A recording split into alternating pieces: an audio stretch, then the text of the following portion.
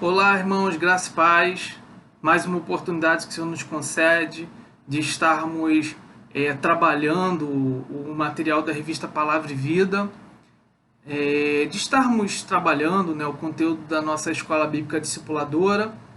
Como os irmãos já sabem, nesse semestre, a revista Palavra e Vida, ela optou por trazer referência de alguns personagens bíblicos e hoje nós estaremos falando acerca da aula 8, que tem como base a vida e obra de Neemias. Tá? Neemias é um personagem muito interessante da palavra de Deus. E o título da aula de hoje é Neemias, quando a adversidade é reconstruir. Tá? Como os irmãos também já sabem, esse semestre a revista Palavra e Vida ela optou por estar trazendo irmãs que atuam na área da educação religiosa. Então a aula de hoje ela é ministrada pela educadora Joyce Nogueira de Souza. Na verdade, todas as aulas desse semestre elas foram produzidas por irmãs que atuam na área da educação religiosa. Algo, ao meu ver, muito legal, muito interessante. Eu gostei muito dessa iniciativa.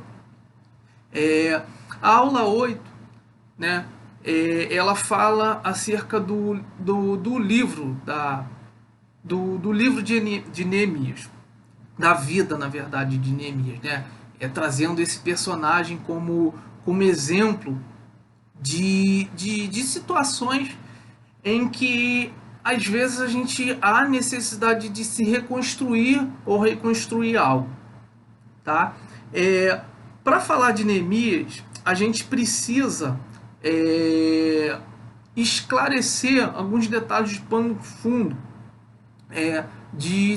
do como estava a circunstância ali no momento em que Neemias vivencia essa obra, no momento em que a vida de Neemias se torna relevante na história do povo de Deus. Tá? O povo de Judá, ele, em determinado momento da história, ele é levado cativo pelos babilônicos. Tá? Então, a cidade de Judá ela é invadida, ela é devastada, ela é quase que completamente destruída e os seus habitantes são levados cativos para a Babilônia. Alguns ficam, né? Pouquíssimas pessoas ficam, e em um determinado momento da história, parte, né, desse povo que estava cativo ali na Babilônia são libertos, né, e lhes permitem que eles voltem para ajudar, para reconstruir, tomar sua vida, suas atividades. E isso acontece, né? Um grupo retorna e tenta ali de uma certa forma reproduzir ali, né, dar continuidade à sua vida naquela cidade que havia sido devastada, destruída pelos babilônios. Neemias, a Bíblia não chega a tratar disso especificamente, mas é muito provável que Neemias tenha nascido já dentro dessa realidade de cativeiro. Ele nasce já na Babilônia, isso é muito provável. E ele, em um determinado momento de sua vida, ele acaba vindo a exercer o ofício. E aí, irmãos, abre aspas. Alguns atribuem a Neemias, né, o ofício de copeiro do rei, tá? Do rei da Babilônia. Mas existe um grupo de pesquisadores, de estudiosos, que identifica que, na verdade, Neemias ele não era um copeiro propriamente dito, mas sim um eunuco. Tá? Então, existe essa possibilidade. Tá? Nós não vamos entrar nesse mérito, mas, indiferente da questão, Neemias exercia um ofício, né, diante do rei, que ele tinha muita estima. Né? Ele era uma pessoa muito benquista pelo rei. Ele cuidava ali de algumas questões do rei que era muito importante. Inclusive, é muito provável, né, que ele, enquanto copeiro, ele fosse a pessoa que provava os alimentos para garantir que aqueles alimentos não estavam envenenados antes de vir a ser oferecido ao rei. Então ele era uma pessoa que tinha essa estima por parte do rei. E o livro de Neemias, ele compreende uma parte dos livros que são considerados como livros históricos na Bíblia, tá? Neemias, ele faz parte dos livros que são considerados como os livros históricos, entre eles crônicas. E é uma coisa interessante, porque na literatura hebraica, o livro de Neemias ele não é separado, ele é junto ao livro de Esdra. Né? Esdra e Neemias compreendem a mesma literatura, o mesmo livro. Tá? E aí tem toda uma questão histórica e alguns detalhes que justificam o porquê de Neemias talvez para a cultura hebraica não ter uma literatura específica, né? Não ter um livro separado, né? Talvez, né? Se de repente no decorrer da aula a gente talvez até mencione algumas características em relação a isso. Então, esse era o cenário, né, que ocorria na história do povo de Deus, do povo hebreu, né, os judeus, naquele cenário, naquela situação. Eles estavam cativos e estavam tentando, um grupo, reconstruir a sua antiga cidade, Jerusalém. E o que acontece que motiva Neemias, ou pelo menos coloca Neemias na cena de uma certa forma, com uma certa relevância, né? Um determinado dia, Neemias recebe notícia do seu irmão de como estava a situação na cidade de Jerusalém, como estava precária, né? Como eles estavam com dificuldades, né? Dificuldades financeiras, dificuldades de alimentação, né? Eles enfrentavam uma grande escassez de alimentos também, e a fragilidade, né? Que eles estavam ali sem condições de se defender, né? Enfim, estava uma situação muito deplorável. Isso chega ao conhecimento de Neemias, e Neemias, tão logo ele fica sabendo dessa situação, a Bíblia diz que ele se entristece de tal forma que ele passa a ficar dias de uma forma triste, né? Orando, jejuando, né? Ele se entristece de tal forma que ele começa a orar, ele fica inconformado com aquela notícia que chega até ele. E começa a orar, pedindo a Deus uma ajuda, uma solução. E aí é onde começa, né, ele ser introduzido na história do povo de Deus de uma forma relevante. Por quê? O rei babilônico, ele percebe a tristeza de Neemias. E ao perceber a tristeza de Neemias, ele quer saber o que está acontecendo, né? Porque, como eu falei, ele tinha grande estima daquele rei. E aí, quando ele explica para o rei o que se passava, o rei então o libera, e ele vai até então, junto com seus irmãos, né, de nacionalidade, né, junto com seu povo, propriamente dito, e ele vai até aquele local, ao seu encontro, com uma obra, com um projeto, que é justamente a reconstrução das muralhas que cercavam a cidade de Jerusalém. Esse é o cenário, esse é o pano de fundo que introduz, né, de uma forma significativa a vida e a obra de Neemias. E aí, a autora, né, a Joyce, ela vem trazendo aqui algumas características, alguns apontamentos acerca da atitude de Neemias que nós podemos absorver e aplicar em nossas vidas de forma que a gente possa ser bem sucedido, tá? Lembrando, como, né, nós estamos falando acerca de reconstrução e esse material da revista Palavra e Vida desse semestre, ele tem um foco todo voltado para essa questão dessa situação precária e caótica que a gente infelizmente ainda está enfrentando em relação à questão do Covid, né, que desestabilizou muitas famílias em vários sentidos, né? Muitas pessoas perderam entes queridos, muitas pessoas perderam empregos, muitas pessoas perderam negócios, enfim, muitas pessoas tiveram algum tipo de perda. E muitas vezes essas perdas acabam gerando uma necessidade de se reconstruir a vida. Você precisa se refazer, né? Se remodelar.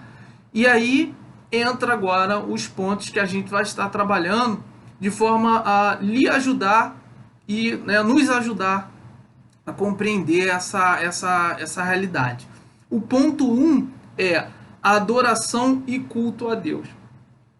Como eu falei, Neemias, assim que ele fica sabendo da situação, ele se entristece, mas a sua tristeza, ela não foi um motivo simplesmente de dor, assim, vamos botar, de depressão. Neemias simplesmente não ficou triste ou se deprimiu, não.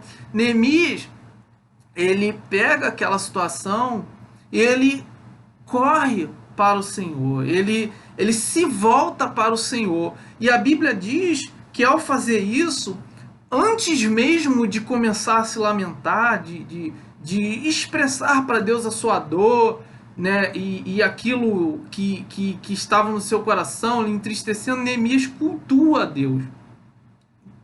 E é uma coisa muito interessante, porque a Bíblia ela sempre procura a nos apresentar que o nosso primeiro contato com Deus, né, nos nossos momentos de intimidade com Deus, ele precisa ter essa preocupação de que esse primeiro momento seja justamente esse momento de adoração, esse momento de culto, esse momento onde eu procuro o Senhor, eu me entrego ao Senhor, eu vou ao Senhor com o coração querendo louvá-lo, querendo engrandecer o seu nome, o adorá-lo.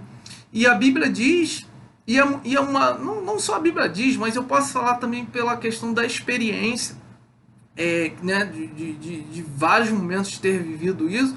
É muito interessante porque ao fazer isso, você percebe que a atmosfera que você ali você se introduz, ela muda. Você começa a perceber que aquele Deus que você está chamando ali, né, ou pedindo licença para entrar em sua presença, ele se manifesta ali naquele ambiente e muda o cenário, sabe? Aquilo que era desesperançoso, você acaba começando a ter sentimentos de esperança, você começa a se sentir melhor. Essa é a verdade. O que acontece é que há uma mudança na sua percepção ao seu redor. Aquilo que era desesperador, você começa em Deus, começar a encontrar soluções, tá? De uma certa forma,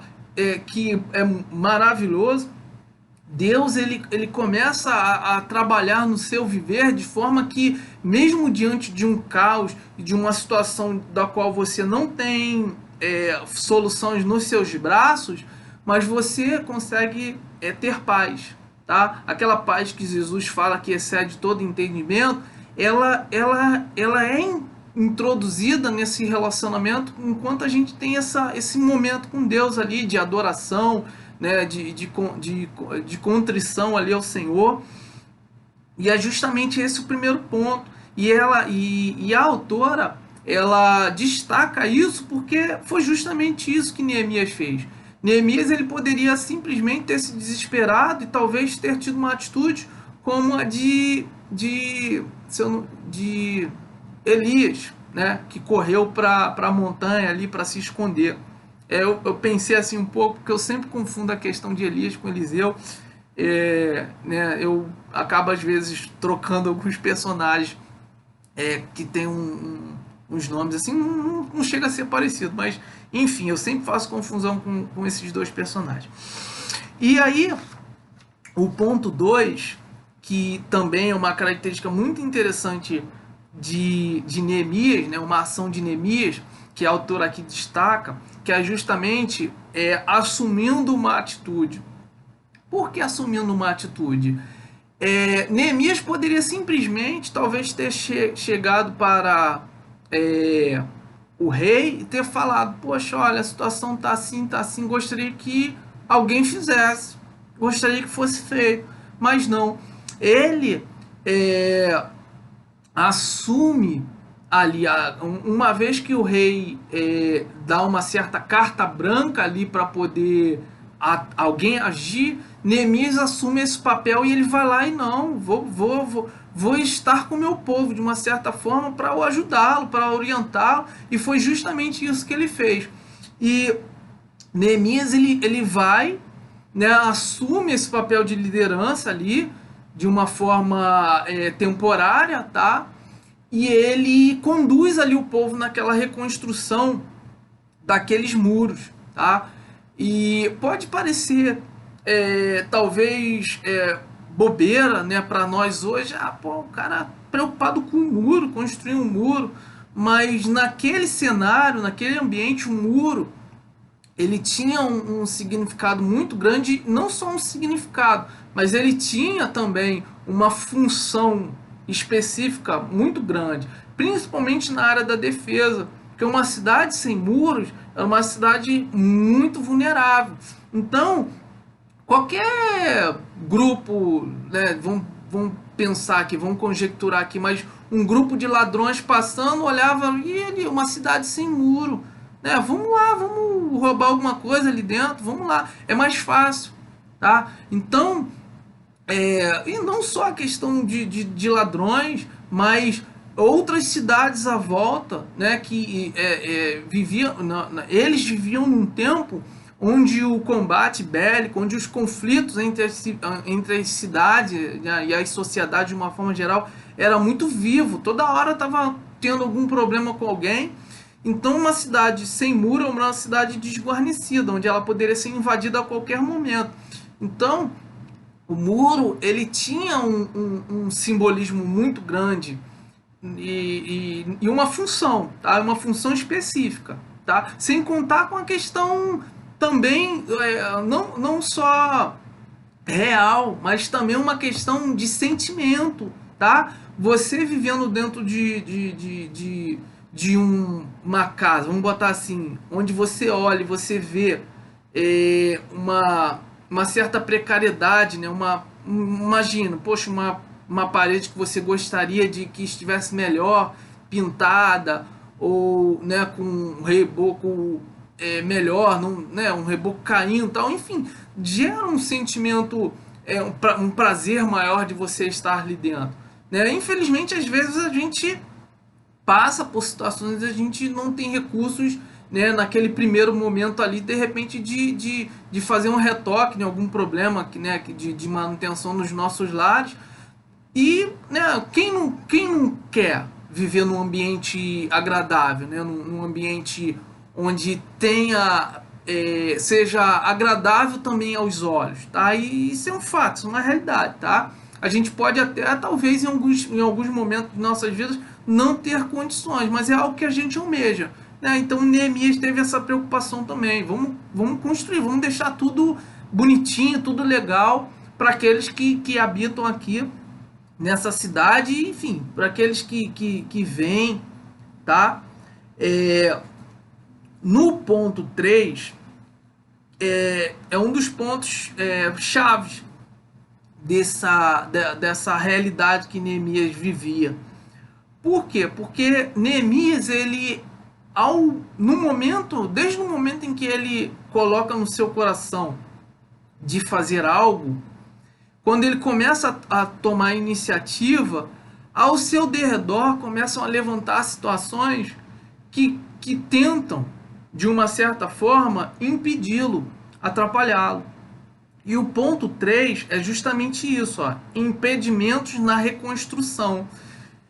Neemias ele enfrenta dificuldade por parte de pessoas que se levantam, tá? Tentando prejudicá-lo diretamente, tá? São pessoas mesmo que tentam atrapalhá-lo, tentam criar intrigas entre ele e o rei, né? Tentam gerar situações onde ele de repente venha a cometer alguns erros. E também outra situação que Neemias enfrenta em relação aos, vamos botar assim, aos judeus que não haviam saído das suas cidades, que permaneceram. Lembra que eu falei? Um grupo foi levado cativo, mas um grupo permaneceu. E aí o que acontece? Quando Neemias chega, esse grupo que permaneceu, ele acaba não reconhecendo a autoridade de Neemias enquanto vamos botar assim, enquanto líder, né? Porque ele foi estabelecido pelo rei da Babilônia como um governante ali daquela cidade, daquela província durante aquele período ali da reconstrução do muro. Então ele era a autoridade instituída naquela região. Mas por parte daqueles que permaneceram, que não tinham essa figura, não reconheciam Neemias como um oficial sobre a vida deles, Neemias teve dificuldade de lidar com eles. Primeiro porque muitos não quiseram se oferecer para ajudar, né? Não quiseram se submeter à autoridade de Neemias, às orientações de Neemias, né? E nós sabemos que Neemias, quando ele chega, né, com o propósito de restabelecer os muros da cidade, ele vem também trazendo uma questão, uma preocupação de uma moralidade, enquanto a questão também religiosa. Aqueles que permaneceram, a Bíblia trata disso, fala acerca disso, muitos deles estavam começando a se relacionar com outros povos, com outras culturas, né? A Bíblia chega a falar que Neemias, quando chega, ele chama a responsabilidade do povo de forma que eles se desfizessem dos seus casamentos com pessoas pagãs, né? Mulheres pagãs. Por quê?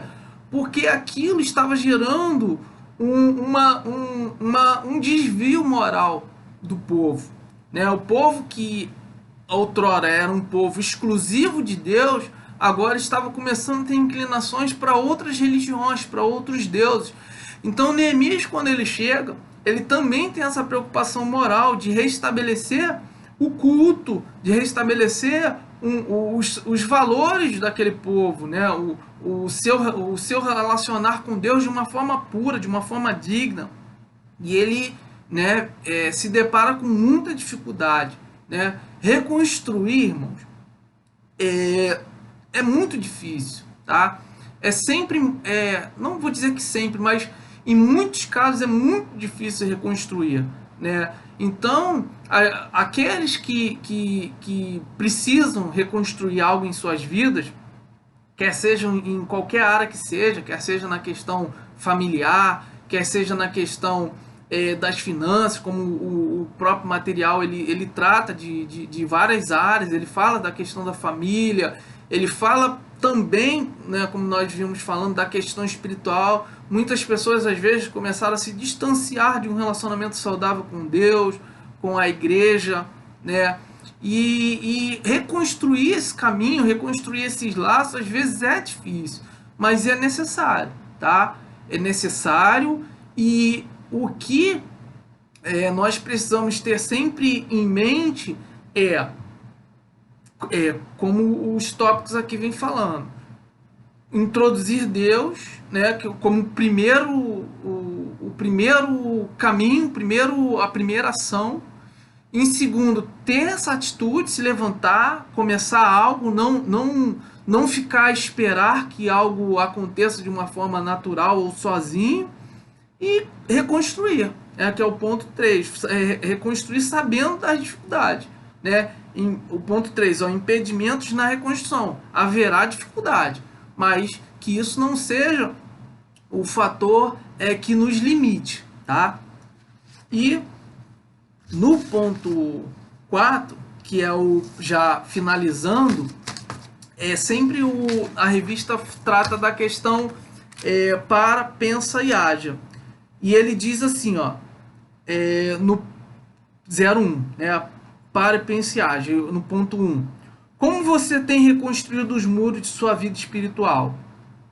Conjugal, do relacionamento familiar, da saúde física e emocional, das finanças e etc. Como eu falei, né, essa reconstrução, ela pode vir a abranger várias áreas da sua vida. Onde houver uma necessidade de reconstruir, tem que ser reconstruído. Chorando e se lamentando, ao exemplo de Neemias, pare de se lamentar e tome uma atitude. Se alegre no Senhor, pois somente Ele que nos fortalece.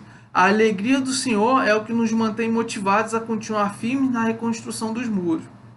Precisamos nos alegrar e celebrar a glória de Deus, independente das circunstâncias. É aquela situação. Louvar, engrandecer a Deus, agradecer a Deus, indiferente do que quer que a gente esteja passando.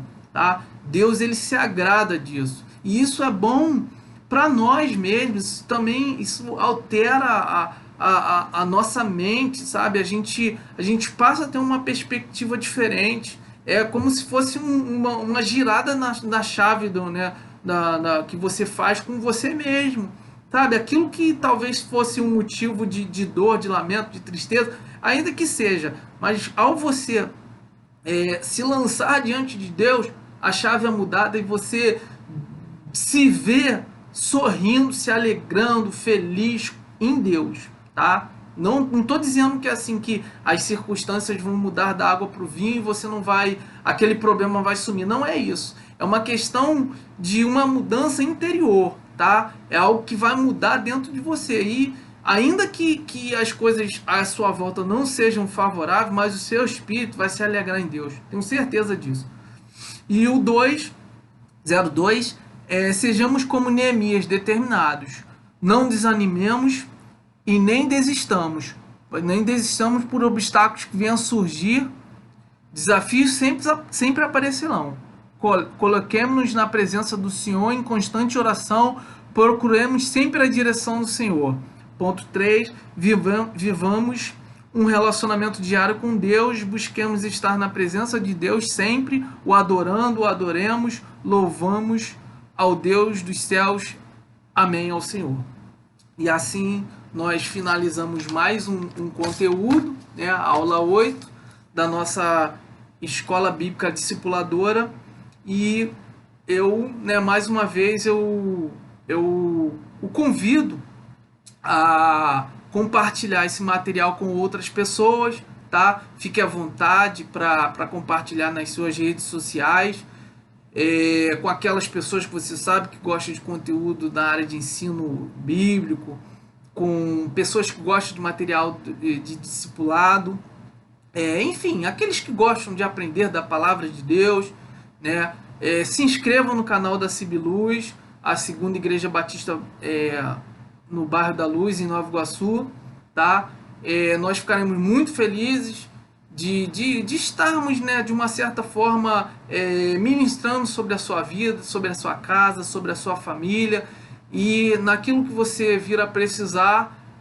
Se você, né, de repente tem alguma dúvida, pode ficar à vontade de fazer contato conosco através do chat, através dos comentários, tá? Nós ficaremos muito felizes de trocarmos essa experiência com você, e que a graça de nosso Deus continue sobre nossas vidas, nos abençoando, tá?